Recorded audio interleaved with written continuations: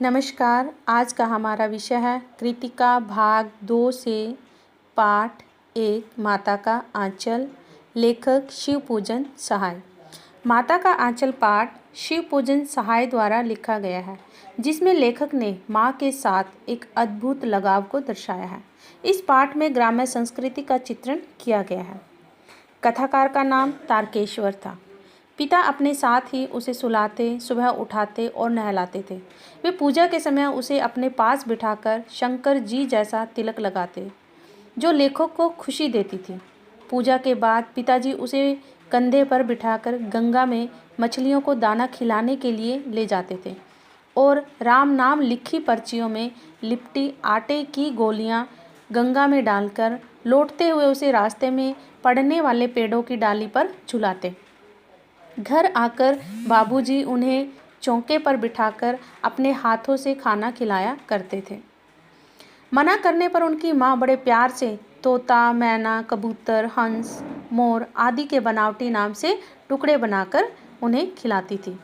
खाना खाकर बाहर जाते हुए माँ उसे झपट कर पकड़ लेती थी और रोते रहने के बाद भी बालों में तेल लगाकर कंघी कर देती। कुर्ता टोपी पहनाकर, चोटी गूंथ कर फूलदार लट्टू लगा देती थी। लेखक रोते रोते बाबूजी की गोद में बाहर आते ही वे बालकों के झुंड के साथ मौज मस्ती में डूब जाते थे। वे चबूतरे पर बैठकर तमाशे और नाटक किया करते थे। मिठाइयों की दुकान लगाया करते थे। घरौंदे के खेल में खाने वालों की पंक्ति में आखिर में चुपके से बैठ जाने पर जब लोगों को खाने से पहले ही उठा दिया जाता तो वे पूछते कि भोजन फिर कब मिलेगा। किसी दूल्हे के आगे चलती पालकी देखकर ही जोर जोर से चिल्लाने लगते थे। देखिए, इस पाठ के माध्यम से आप यहाँ पर देख रहे हो कि जो अभी हमने बोला, इस पाठ में स्वयं लेखक हैं, वो स्वयं लेखक अपने बारे में बता रहे हैं कि वो किस तरह के खेल खेला करते थे। आपसे ये प्रश्न पूछा जा सकता है, इस पाठ को ध्यान से सुनना, कि वहाँ वो स्वयं कौन कौन से खेल अपनी मित्र मंडली के साथ। पहले क्या होता था कि बच्चों के पास ये जो आजकल की इतनी सारी सुविधाएं उपलब्ध हैं, वो पहले बच्चों के पास नहीं थी। बच्चे घर में रखे सामान से ही अपने खेल बना लिया करते थे। एक बार रास्ते में आते हुए लड़कों की टोली ने मूसन तिवारी को बुढ़वा बेईमान कहकर चिढ़ा दिया। मूसन तिवारी ने उनको खूब खदेड़ा। जब वे लोग भाग गए तो मूसन तिवारी पाठशाला पहुंच गए। अध्यापक ने लेखक की खूब पिटाई की। यह सुनकर पिताजी पाठशाला दौड़े आए। अध्यापक से विनती कर पिताजी उन्हें घर ले आए। फिर वे रोना धोना भूलकर अपनी मित्र मंडली के साथ हो गए। मित्र मंडली के साथ मिलकर लेखक खेतों में चिड़ियों को पकड़ने की कोशिश करने लगे।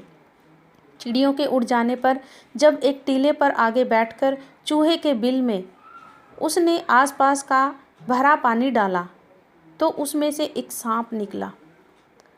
डर के मारे लुढ़क कर गिरते पड़ते लेखक लहूलुहान स्थिति में जब घर पहुँचे तो सामने पिताजी बैठे थे, परंतु पिताजी के पास ज़्यादा वक्त बिताने के बावजूद लेखक को अंदर जाकर माँ से लिपटने में अधिक सुरक्षा महसूस हुई। माँ ने घबराते हुए आंचल से उनकी धूल साफ की और हल्दी लगाई। देखिए, इस पाठ में एक चीज़ और देखने को मिलती है कि लेखक का अधिकतर समय पिता के साथ व्यतीत होता है ना। लेकिन जब वो कष्ट में होता है तो वो कहाँ पर जाता है? वो माँ के आंचल में जाता है। ये स्वाभाविक है। कहते हैं कि पिता बच्चे से कितना भी प्रेम क्यों ना करे, लेकिन जब बच्चा पीड़ा में होता है, कष्ट में होता है, किसी परेशानी में होता है तो सबसे पहले वो माँ को याद करता है और माँ के आंचल में उसे सुरक्षा महसूस होती है। वो सुरक्षित महसूस करता है अपने आप को। माता का आंचल पाठ में वैसे तो कई प्रसंग हैं जो दिल को छू गए, परंतु मुख्य 2 प्रसंग इस प्रकार हैं। पहला प्रसंग, जब माँ अचानक भोलानाथ को पकड़ लेती है, उसके सिर में तेल लगाकर मालिश करती है। भोलानाथ छटपटाने और रोने लगता है, परंतु माँ फिर भी उसकी चोटी गूंथती है, माथे पर काजल की बिंदी लगाती है, रंगीन कुर्ता टोपी पहनाकर कन्हैया बनाकर तैयार करती है और भोलानाथ सिसकता रहता है। पिताजी उसे गोद में उठाकर बाहर ले जाते हैं और बाहर बालकों का झुंड देखकर वह सिसकना भूल जाता है और खेलने लगता है। यह प्रसंग बहुत ही दिल को छू लेने वाला है। दूसरा प्रसंग है, भोलानाथ अपने साथियों के संग टीले पर चूहे के बिल में पानी डालता है और उस बिल से सांप निकल आता है। सांप को देखकर सभी बच्चे डरकर भागने लगते हैं। भोलानाथ भागते भागते अपनी माँ के आंचल में जाकर छिप जाता है। अब यहाँ पर देखिए, जब वो रोता हुआ घर जाता है तो रास्ते में घर में उनको सबसे पहले पिताजी मिलते हैं। पिताजी पूछते हैं क्या हुआ, आवाज़ लगाते हैं, लेकिन यहाँ पर लेखक पिताजी को अनसुना करके वो सीधा माँ के पास ही दौड़े हुए जाते हैं। वह लगातार सिसकता जाता है। माँ उसे इस तरह से देखकर बहुत परेशान हो जाती है, उसे हल्दी लगाती है। उस समय बाबूजी के गोद में लेने पर भी वह माँ की गोद नहीं छोड़ता। क्यों नहीं छोड़ता, क्या कारण है? क्योंकि माँ के आंचल में वो अपने आप को सुरक्षित महसूस करता। उसको ये लगता है कि ये जितने भी कष्ट हैं, जिससे वो डरा था, सांप से डरा था, कि माँ मुझे बचा लेगी। और ये स्वाभाविक है।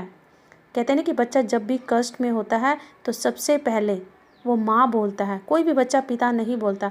हम ये नहीं कहते कि पिता बच्चे को प्रेम नहीं करता, करते हैं, लेकिन बच्चा सबसे पहले माँ शब्द ही बोलता है। क्यों? क्योंकि वो माँ के आंचल में अपने आप को सुरक्षित महसूस करता है।